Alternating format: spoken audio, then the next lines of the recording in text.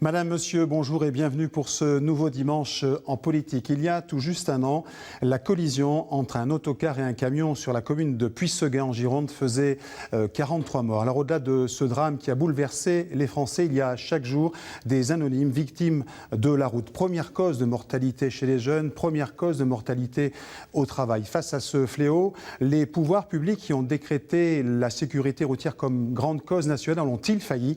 On en parle avec mes invités juste après ce clip.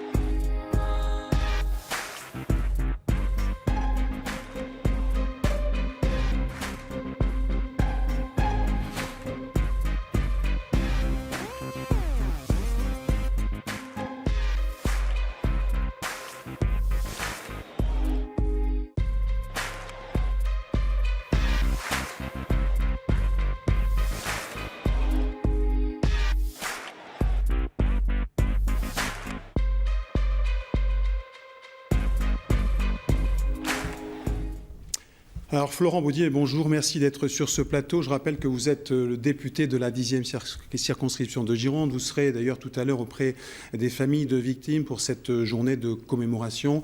Alors on ne va pas parler de l'enquête puisque finalement on ne sait rien pour l'instant ou très peu de choses, mais vous avez mis en place un comité de suivi un an après. Où vous en êtes où de ce comité de suivi? Il y a un accord cadre, je crois, pour l'indemnisation des victimes. Où on en est, Florent Baudier?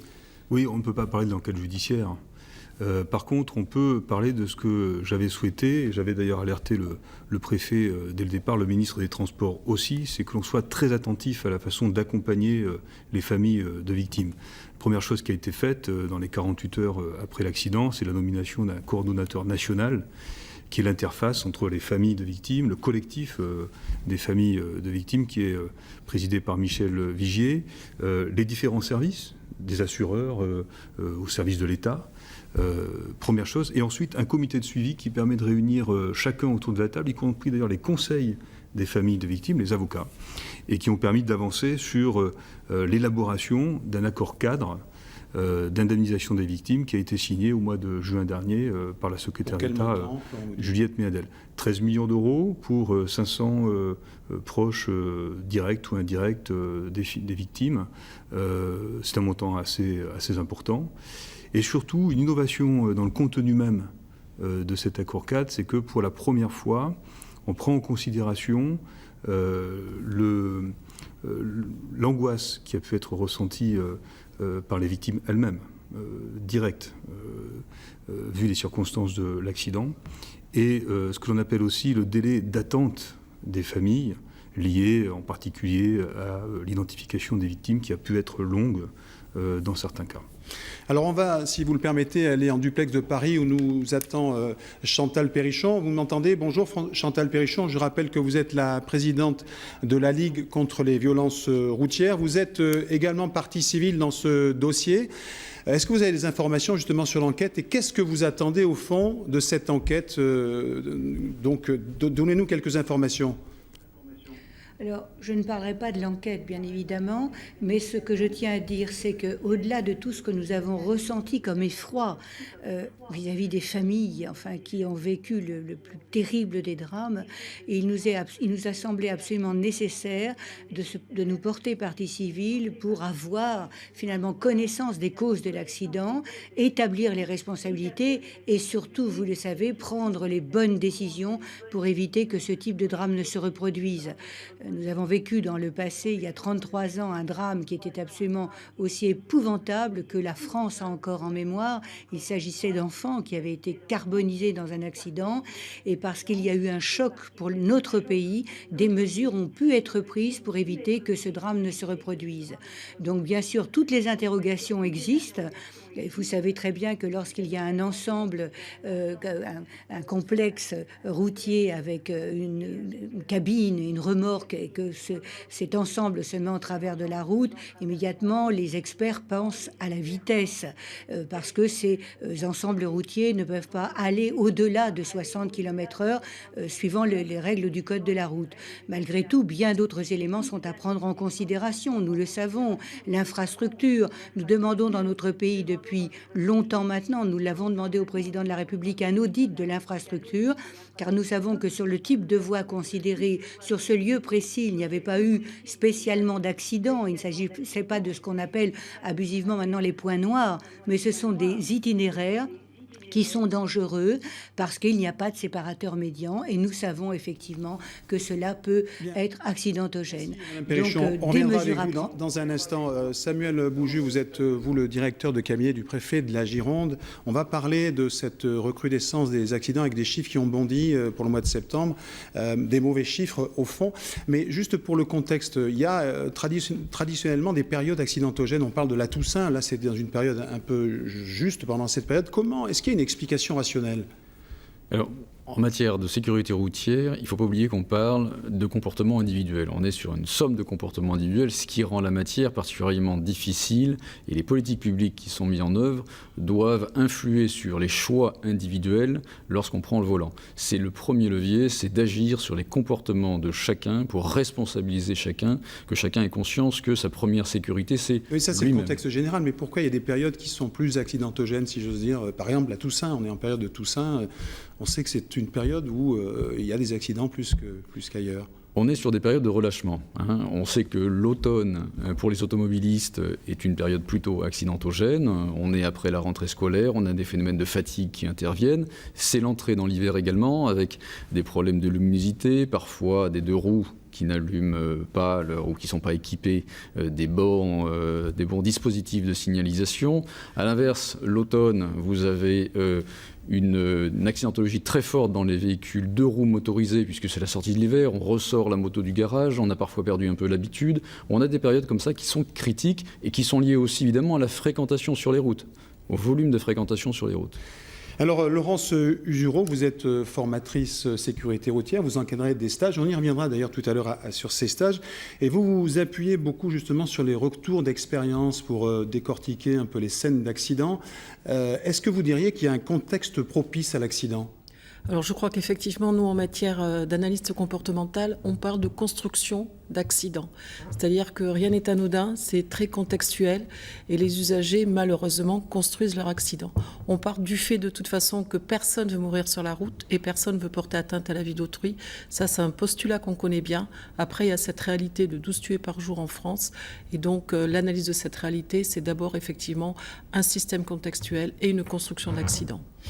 Alors, Monsieur Bouju, les chiffres sont pas bons. On connaît les raisons, c'est toujours la même chose, la vitesse, les stupéfiants, peut-être aussi des pratiques nouvelles comme le téléphone portable.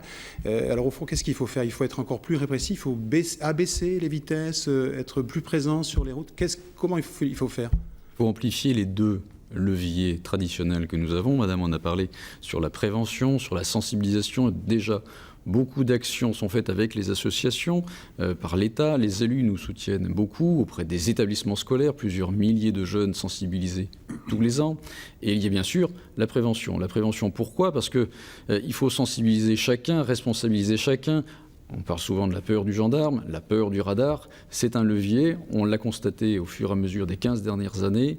Plus il y avait de radars, moins il y avait de morts. C'est-à-dire que vous allez installer encore plus de radars? On va installer encore plus de radars et surtout de manière beaucoup plus discriminante, en accent sur les axes accidentogènes. L'idée n'est pas de mettre des radars pour mettre des radars, mais l'idée est de mettre des radars dans les zones où l'accidentologie est particulièrement élevée pour responsabiliser, concerner, en tout cas rendre un peu plus vigilant l'automobiliste et puis agir sur cette partie de la population qui, au volant, se comportent comme des délinquants. Il faut savoir utiliser les termes qui sont les bons.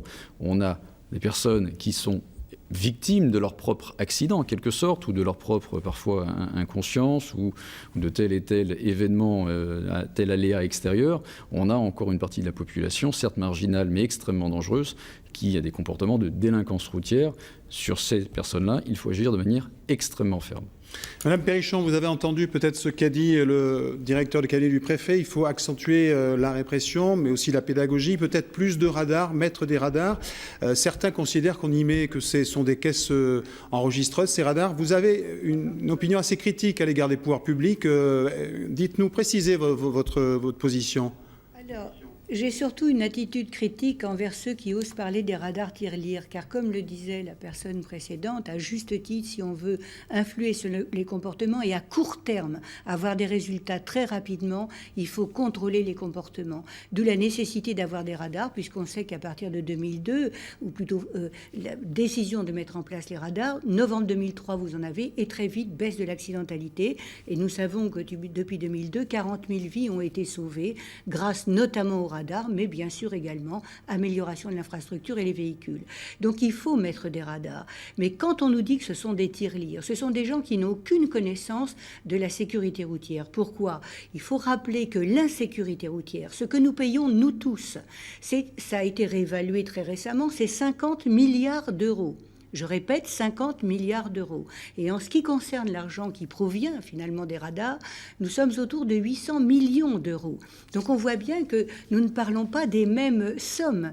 Et en ce qui concerne ces radars, nous sommes critiques avec le gouvernement dans la mesure où, bien sûr, il faut positionner des radars, mais il faut interdire ceux qui utilisent des avertisseurs de radars. La Cour de cassation, très récemment, a rendu un jugement qui est simplement du droit, sans analyser les conséquences, ce n'est pas son rôle. Et nous avons maintenant des gens qui vont tenter de légitimer un comportement asocial. Et nous, ce que nous rappelons, c'est que lorsque les policiers... Il faut préciser qu'ils avaient averti, via les réseaux sociaux, des contrôles routiers. Hein ?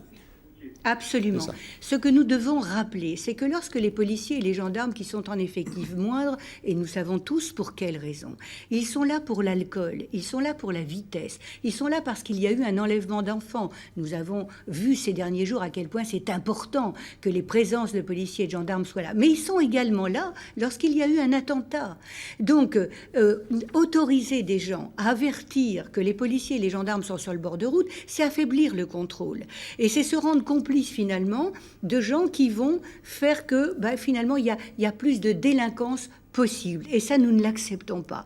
Les policiers et les gendarmes doivent, dans ces cas-là, au bout de 10 minutes, se déplacer. C'est la raison pour laquelle nous demandons des voitures banalisées avec des radars embarqués dans ces véhicules, parce que actuellement, avec les millions de personnes qui utilisent et qui bénéficient finalement d'une inégalité devant la loi, parce qu'il y a ceux qui benoîtement ne les utilisent pas, eh bien nous demandons l'utilisation de ces véhicules banalisés. Bien, on a bien compris... Madame Perrichon, Florent Boudier, les pouvoirs publics sont souvent mis en accusation sur cette problème de la sécurité routière. Les ministres arrivent chacun, ministre des Transports, avec des plans successifs et parfois on leur reproche de ne pas aller jusqu'au bout de leurs intentions, de, au fond, renoncer devant un certain nombre de lobbies. Est-ce que c'est un argument que vous entendez ? Mais je l'entends d'autant plus qu'on est aujourd'hui à l'Assemblée nationale, cette semaine en particulier, en pleine discussion budgétaire. Et je reçois, moi, toute une série de sollicitations, de lobbies, si vous voulez, qui me demandent de déposer tel et tel amendement, par exemple, contre le plan d'investissement de radars fixe, parce que ce serait une vache à lait qui n'aurait aucun impact sur la sécurité. Qui vous demande ça, parfois, ce sont des structures organisées, parfois, c'est une collection de citoyens qui ont été eux-mêmes fédérés par des pétitions qui circulent. Bon. Et... donc il y a des pressions, bien sûr, et là je parle de la pression qui est exercée auprès d'un député dans son territoire. Il faut imaginer les pressions qui sont exercées au plus haut niveau de l'État. Mais lorsque l'on est soi-même contrevenant sur un radar mobile, c'est qu'il y a eu une infraction et que l'on est donc en cause dans son comportement. Alors j'entends que c'est pas agréable. Moi-même, sur mon propre permis, je n'ai plus beaucoup de points, mais je veux dire par là, la sécurité routière, je pense quand même qu'au cours des quelques dernières années, sans doute qu'il y a eu un relâchement de la part de l'État, de façon générale. Et ayant réussi à atteindre des objectifs qui avaient été fixés auparavant, ça n'a peut-être pas été suffisamment considéré comme une priorité politique absolue. Et l'accident de Puisseguin, qui n'est pas un accident habituel et banal, il est exceptionnel dans ces conditions. Malgré tout, dans sa tragédie, il rappelle que la route est un espace public, un espace commun, qu'il faut savoir le partager et qu'il faut respecter des règles de comportement. Ça va de la consommation d'alcool à la façon de conduire, à la vitesse, évidemment. Alors il y a parmi l'arsenal sécurité routière ce fameux permis à points qui est en vigueur depuis juillet 92 et donc depuis cette date les automobilistes peuvent récupérer des points moyennant finance. Voyez ce reportage de Gilles Coulon et de Christelle Arfeld. Je me suis fait suspendre mon permis à cause d'un assez fort taux d'alcoolémie. Tout simplement par excès de vitesse sur autoroute à plusieurs reprises sur une période de 15 jours, 3 semaines. Téléphone au volant, SMS dans les bouchons, on décroche, on reçoit un coup de fil. Ils ont perdu entre 1 et 6 points.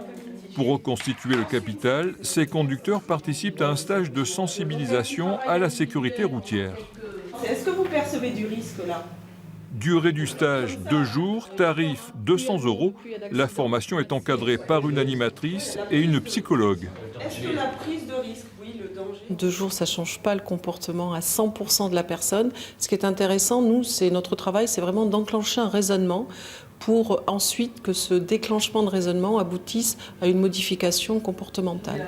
C'est vrai aussi qu'ici, tout le monde fait des infractions. Réflexion personnelle sur le rapport à la route, étude du comportement, analyse de l'infraction, comme ici, avec ce conducteur qui brûle un feu rouge. Plusieurs thèmes sont abordés. On ne fait pas de code, puisqu'on part du principe que le code, on le connaît. On fait des infractions pour d'autres raisons, et ça, c'est important d'en discuter. Donc il y a le travail, il y a la famille, il y a toute mon éducation, mon expérience. Et donc forcément, le psychologue travaille sur le comportement humain. L'Automobile Club du Sud-Ouest reçoit chaque semaine une vingtaine de conducteurs et près d'1 millier dans l'année. Je trouve ça très bien parce qu'on apprend en fait de l'expérience de chaque automobiliste. Et il y a une approche qui est quand même assez... qui est portée sur la réflexion, qui est portée sur le débat. Chacun ici va récupérer 4 points sur le permis. À noter, 80% des stagiaires sont des hommes. Alors Laurent Suzuran, vous a vu dans ce reportage, vous encadrez, je le disais tout à l'heure, ces stages. Alors à quoi ça sert ? Quelles sont les vertus de ces stages finalement ? En fait, si vous voulez, je pense qu'au niveau de notre société, il y a plusieurs problématiques liées à la notion de risque routier. Tout d'abord, la question qu'on doit se poser au niveau global, au niveau sociétal, c'est pourquoi est-ce qu'en France, le risque routier ne nous interpelle pas, nous, en tant qu'usagers, en tant que citoyens. Ensuite, au niveau des groupes d'usagers, la grosse problématique sur laquelle on travaille beaucoup et de plus en plus encore aujourd'hui, c'est la notion de cohabitation entre les différents usagers de la route. Et nous qui sommes en centre-ville, on voit bien aujourd'hui les difficultés à cohabiter. C'est-à-dire que l'autre, pour moi, l'autre usager, je ne le considère pas dans mon déplacement. On est dans une démarche très individuelle. Et au bout de 2 jours, vous sentez que les comportements Donc on travaille là-dessus, sur la notion de cohabitation. Et enfin, on travaille également sur la notion de risque perçu, risque accepté également.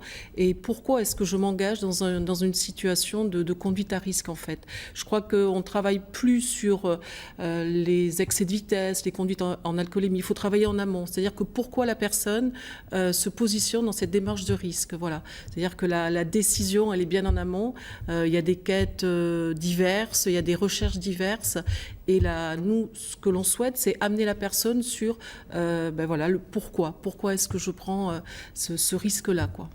Et au terme de ces 2 jours, vous sentez qu'ils ont intégré un certain nombre de choses. Vous voulez vous en voyez revenir, j'imagine, aussi. Donc, ça ne marche pas forcément au premier coup. Alors, l'objectif du stage, c'est d'enclencher un processus de modification comportementale au niveau de l'usager. Donc, ça reste un enclenchement, bien évidemment.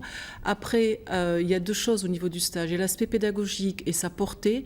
Et puis, malheureusement, j'ai envie de dire, il y a aussi l'aspect très matérialiste avec le nombre de points. C'est-à-dire que quelqu'un qui vient en stage à 2 points, il repartira du stage à 4 points. Quelle que soit sa modification de comportement qu'il a déjà enclenchée, on a beaucoup de chances de le revoir l'année d'après, vous voyez, parce que pour avoir un capital légèrement supérieur, donc il faut bien faire la différence quand même.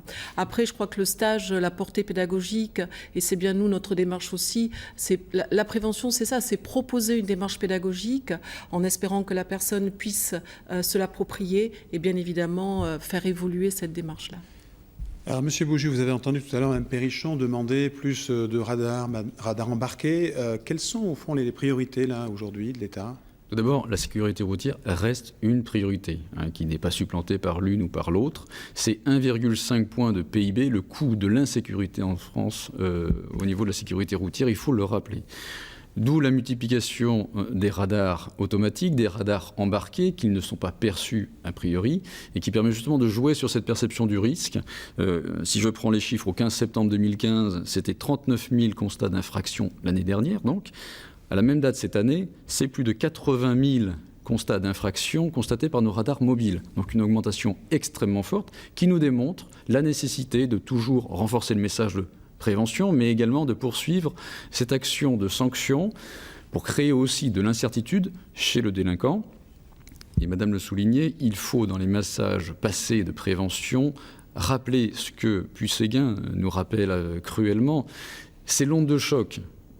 Pour une personne tuée sur les routes ou gravement blessée, c'est plusieurs dizaines de personnes derrière qui sont victimes en réalité parce qu'ils sont proches, parce que ce sont des collègues et c'est la société dans son tissu même qui est déstabilisée. Il faut le rappeler et dans la perception que les gens ont eux-mêmes de leur comportement sur les routes, il faut qu'ils pensent à leurs proches.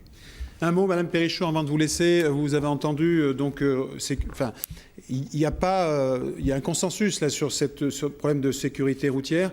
Vous pensez aujourd'hui qu'on ne va pas assez loin, qu'il faudrait prendre des mesures plus radicales, comme, je ne sais pas, la limitation de vitesse, l'abaissement des vitesses, des voitures bridées. Vous aviez, je crois, parlé aussi de boîtes noires dans les véhicules. Vous savez, nous, depuis des années, nous martelons toujours les mêmes messages. Et de temps en temps, nous avons la chance de voir qu'une des mesures que nous proposons, finalement, passe au niveau de la loi. Récemment, celle qui concerne les entreprises, où il y aura obligation pour l'employeur de donner le nom de conducteur qui aura commis une infraction. Rappelons que dans le risque professionnel, la première cause de mort, c'est la mort sur la route, bien évidemment. Et qu'à peu près une voiture sur deux dans notre pays appartient à une personne morale. C'est dire les progrès que nous pourrons faire. Mais malgré tout, nous demandons, nous, une priorité absolue à la mise en place du 80 km/h sur les routes départementales qui n'ont pas de séparateur médian. Cette route dont nous parlons, où il y a eu cet accident effroyable, aurait pu passer effectivement à 80 km/h, même si là encore, on pourrait passer à 70, vu la route que nous avons tous en tête, bien évidemment. Mais sur les 380 000 km de route qui sont concernés, qui n'ont pas de séparateur médian, nous savons, grâce aux experts, que 350 à 400 vies pourraient être sauvées. Pour nous, c'est une priorité absolue, bien évidemment. Merci Madame Perrichon, merci d'avoir participé à cette émission. Depuis Paris, Florent Boudier, juste un mot sur Puy-Séguin. Depuis l'accident, est-ce que des choses ont été faites autour de la route, l'aménagement a été revu? Est-ce qu'il y a des choses de faites concrètement? Bon, évidemment, sur le lieu même de l'accident, la surface avait été très largement endommagée, donc il y a eu là... un revêtement qui a pu être refait sur cette zone en particulier. Et puis attendons les conclusions de l'enquête, c'est-à-dire sur les questions d'environnement, de signalisation, de limitation de vitesse. Pour l'instant, il est prématuré. On n'a aucune certitude sur le... L'enquête aussi sur les conclusions qu'on pourra tirer sur les matériaux utilisés dans les bus en particulier, le risque d'embrasement qu'il a été violent, la question des réservoirs. Bon, il faut être très prudent quand même en amont parce que tant que nous n'avons pas de conclusion définitive, toutes les leçons que nous pourrions en tirer sur de nouvelles normes, nouvelles réglementations sont aujourd'hui vraiment prématurées. Oui, un mot, M. Bouju, sur cet accident de Puy-Séguin. Aujourd'hui, il y a une demande quand même des familles que la procédure s'accélère, il y a une impatience. Tout est fait, le disait Florent Boudier, c'est toujours assez long ce genre de procédure. Oui, là encore une fois, on est sur une enquête judiciaire qui est nécessairement minutieuse, donc il faut lui donner le temps. On comprend le besoin de donner du sens qu'ont les familles aujourd'hui. Elles ont été très accompagnées. L'accord cadre qui a été signé en est un exemple. C'est une des priorités aujourd'hui, c'est l'accompagnement des victimes, mais au-delà, ce que l'on doit aussi aux familles, c'est signaux extrêmement forts de prise en charge de l'insécurité routière. En juillet 2016, le préfet de la Gironde a ainsi renforcé les sanctions administratives, notamment de durée de rétention de permis, lors de la commission d'infraction, pour là aussi passer des messages clairs. C'est aussi ça que l'on doit aujourd'hui aux victimes. Un mot pour conclure, Madame Giraud. Le sentiment que vous avez quand vous avez ces stagiaires, c'est qu'ils ont un comportement, vous disiez tout à l'heure, et vous êtes là pour, au fond, les rééduquer, mais vous diriez qu'ils ont un sentiment d'injustice quand ils arrivent chez vous ? Oui, c'est un sentiment d'injustice lié à la mise en place du radar automatique. Mais je crois aussi que ce que ces générations vivent, c'est extrêmement... Enfin, c'est transgénérationnel, quoi. Le radar automatique en France, c'est effectivement octobre 2003, ce qui veut dire que, ben voilà, chacun d'entre nous, on est un petit peu en plein dedans. Et il faut faire confiance aux nouvelles générations qui arrivent avec... On l'espère, un autre état d'esprit et surtout une approche du risque beaucoup plus apaisée, beaucoup plus modérée, un regard sur la voiture comme objet de déplacement et non pas forcément comme objet de plaisir, et puis une notion de cohabitation plus importante que chez les générations passées. Merci à tous. Dimanche en politique se poursuit. Francis Letellier reçoit Ségolène Royal. Avant cela, vous avez rendez-vous avec le journal de la mi-journée. Hélène Chouin sera en direct depuis Seguin pour cette journée de commémoration aux 43 victimes. Bon après-midi sur France 3 et merci de votre fidélité.